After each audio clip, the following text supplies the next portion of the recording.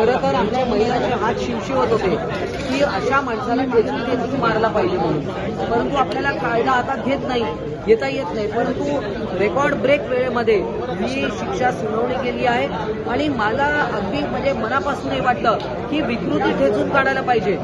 आम्ही इथे सभागृहात बोलतो, सभागृहाच्या बाहेर बोलतो, ज्यांचे असे क्रिमिनल रेकॉर्ड आहेत की ज्यांनी वारंवार असे गुन्हे केलेले आहेत महिलांच्या बाबतीत, मग ते छेडछाड असो, चिडवाचिडवी असेल, ईव्ह टीझिंग असेल, हे 354 जो आहे तो जो नॉन बेलेबल आहे त्याला बेलेबल केला पाहिजे.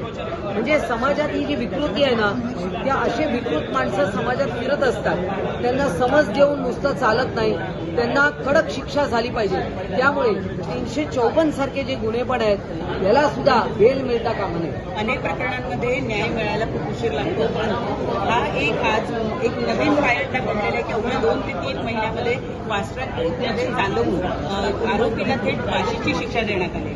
अगदी बरोबर आहे. Zero tolerance.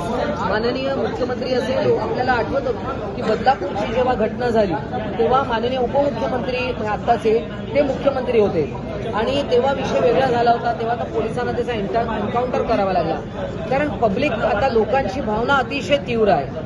कारण कोणाच्याही मुलीवर असं होऊ शकतं आणि यात मुली इथे एवढी लहान मुलगी होती आणि हा माणूस सुद्धा याचा क्रिमिनल रेकॉर्ड होता.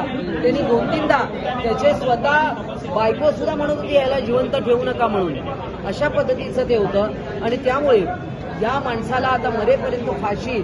याच्यासारखे जे विकृत माणसं आहेत, आम्ही सभागृहात नेहमी बोलत असतो, या विकृतीला ठेचा आणि जरा देखील असे काही रेकॉर्डची माणसं असतील, मग ते कुठल्याही क्षेत्रातले असो, त्यांना कामावर घेताना प्रत्येकाचा कॅरेक्टर सर्टिफिकेट, पोलीस रेकॉर्ड हा तपासला गेला पाहिजे. न्याय तर मिळालेला आहे, पण न्यायदान झाल्यानंतर प्रत्यक्ष त्याची अंमलबजावणी योग्य वेळेत होईल अशी अपेक्षा आहे. होईल. नाही बघा, आता मागे सुद्धा असे अनेक दयेचे अर्ज गेले होते आणि दयेचे अर्ज वगैरे आता राष्ट्रपती या महिला आहेत, कुठल्याही परिस्थितीत मला वाटतं ते स्वीकारणार नाही, त्यांना फेटाळूनच लावतील. पण कसली दया दाखवायची? त्या मुलीला मारताना तरी तो म्हणत होता मी किरकोळ जखम केली, असं त्या विकृत माणसाचं म्हणणं होतं की मी किरकोळ जखम केली, मला आठवतं. त्यामुळे अजिबात कुठलं दया माया काही नाही. त्यांना फाशीची अगदी मरेपर्यंत त्याला फाशी दिली पाहिजे. त्याला देखील तेवढ्याच यातना झाल्या